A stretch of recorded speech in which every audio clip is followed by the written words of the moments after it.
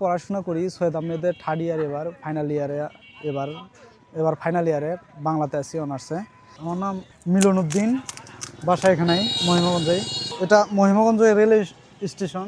আর ব্যবসাটা হচ্ছে 2 বছর থেকে 2.5 বছরের মতো হবে আর কি। এটা শুরু তেমন কিছু না, যে এটা বিকেল করে ফুচকার ব্যবসাটা হয় আসলে বিকাল করে, হয়তো বা 3-4টার থেকে শুরু হয়, তো আসলে 8-9টা পর্যন্তই।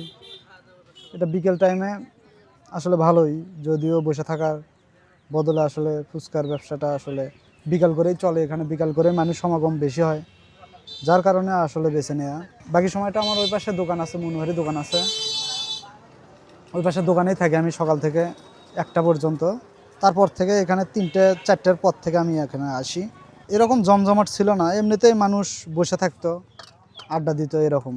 মানুষের সমাগম বেশি, যার কারণে আমরা ভাবলাম যে ফুচকার ব্যবসাটা হয়তো বা মানুষ মুখরোচক খাবার আসলে সবাই খাবে, সেই কারণেই আমাদের এটা ব্যবসাটা শুরু করা আর কি। আমার এখানে এখন বর্তমান ফুচকা আছে, চটপটি হয়, ফুচকা চটপটি, পাশাপাশি হালিম করতাম, এখন অফ আছে।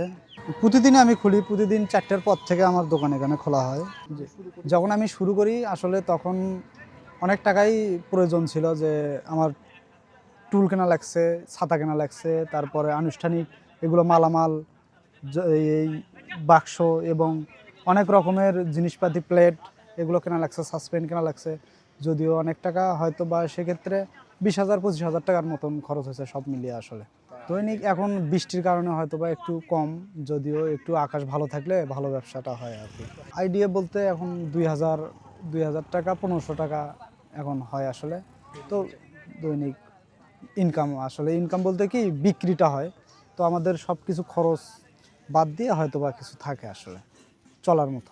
আমাদের কাঁচামালটা এটা হচ্ছে ইন্ডিয়ান ফুচকা, যদিও আমাদের এলাকার বাজারেই পাওয়া যায়। তো মহিমাগঞ্জ বাজারে অথবা মহিমাগঞ্জ বাজারে পাওয়া না গেলে হয়তো বা আমরা বগুড়া থেকে নিয়ে আসি।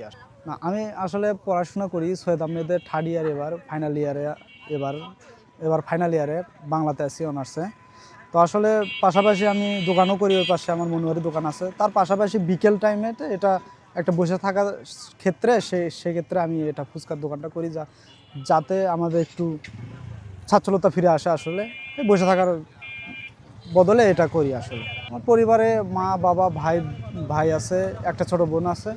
তো এই সবাই মিলে 5 জনের আমাদের পরিবার আসলে। যেখান থেকে আমাদের পরিবারটা আসলে যাই হোক একটু সচ্ছলতা আসে, তো ইনকামটা যদিও ভালো আসলে পার্ট টাইম হিসেবে এটা ভালো না আসে, সেক্ষেত্রে আমি তো এখানে ব্যবসা করতেছি, সেক্ষেত্রে কোনো সমস্যা হয় না আসলে। আমি তো ছোট থেকে আসলে ব্যবসার প্রতি